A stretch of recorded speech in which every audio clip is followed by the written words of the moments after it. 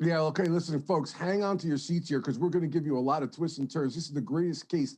Jamie, that was my number one thing. That got my first holy cow as I literally was writing down that they were, just so our audience understands, this was a question is, was this an accident that he left his child in the back of the car that ultimately died of hypothermia? Or was this a purposeful malice murder that was going on here? That's the issue in the case.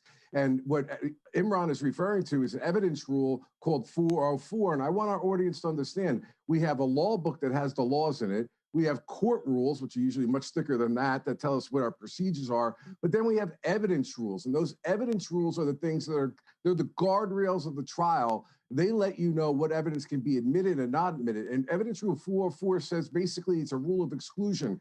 Bad character evidence is not admissible unless it goes to prove something like motive, intent, opportunity, preparation, plan, absence of mistake to rebut a claim or a defense. What Imran is getting to, which I thought was the number one worst thing, is that this is a devil's playground and courts are typically very cautious not to make it a trial by character association. And the inclusion of these sexual assault offenses that had nothing to do with the murder charge were completely unrelated, and case law, at least in many states, interprets that the probative value is outweighed by the prejudicial effect unless it has something that goes to motive, means, opportunity. Give me your thoughts on that, because I mean, what the judge allowed in here was just the appellate lawyers are saying character assassination to the point that there was no way then they could come to a guilty verdict because it made him look like a horrible human being. Yeah, Bob, I agree with you gentlemen 100% as far as this being probably the most, um, when we look at all of the issues in the brief, there are some that are more powerful than others. And there's no question that this one stands out from the rest. You hit on the test, Bob. The question that we have to ask ourselves, number one, we have to ask ourselves, is this information even relevant? Once you've determined that it should be precluded, is it relevant? I, I would suggest to some of your viewers that the allegations that he was sexting people, whether that day or other days, is not relevant as to whether or not he intended to kill his child. But presuming that they're able to establish some kind of relevance, the next thing that we have to look at is whether or not the information or the allegations are more probative than they are prejudicial. And look, allegations of sexual misconduct, in particular, in this case, we have an allegation that he had an affair of some sort, however short term, with a 17-year-old.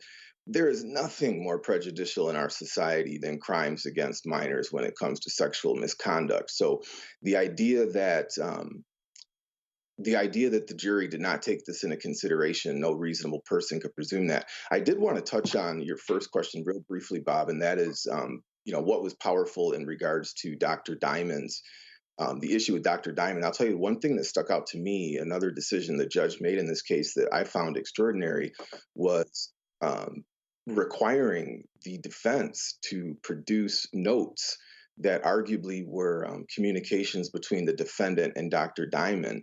And in my opinion, what's being set up this morning is an attempt to make an argument in the future, and they did this through their amended motion, but an argument in the future nonetheless that trial counsel was ineffective. And we have to ask ourselves, to what extent did the decision to not call Dr. Diamond, was that premised on this idea that these notes were going to be produced or at least accessible to the people? And I think that decision the court made to allow those notes, to require those notes to be produced, were inconsistent with Georgia law and could have clearly had an impact on trial counsel's ultimate decision. Well, agree with you guys completely. Dr. Diamond, will segue into that, was an expert that the defense wanted to call with respect to memory issues, but because those notes had to be turned over, the defense arguing inappropriately, as you did, Jamie, based on Georgia law, the defense attorneys made a tactical decision not to call the expert because of that. I don't know the reason for that. I would hope that those notes would not contradict his opinion. Nevertheless, that's what they did. And by all estimations, even in this appellate brief, they're arguing ineffective assistance to counsel for not calling Dr. Diamond, but they also indicate the judge put the defense team between a rock and a hard place with regard to making this decision. Guys, I understand it. I'm a prosecutor by nature. I've done it a long time. You let the defendant have their leeway, have their day in court. Dr. Diamond did not testify now in this hearing for a motion for a new trial, the defense has been able to prevail upon the judge to say, well, we want him to testify now so that we at least could hear what he would have testified to see if that could have potentially changed the verdict. Let's take a listen to Dr. Diamond. Now, the questions you have.